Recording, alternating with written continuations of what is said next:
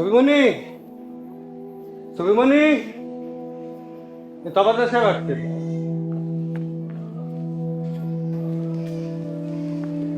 আসসালামু আলাইকুম তফাদ্দার সাহেব। আপনি কোনো চিন্তা করেন না, সব ব্যবস্থা করে রাখছি। তোমার তো মেয়ে কপাল বালা, তোমার মাইয়া আমার নজরে পড়ছে। তুমি কোনো চিন্তা করো না, মাত্র 1 ঘন্টা, আর 1 ঘন্টার বিনিময়ে তোমার মালে মালামাল করে দিন। আর মধু কাকা, তুমিও বকশিস পাইবা, তুমি খালি মুখটা বন্ধ রাখবা।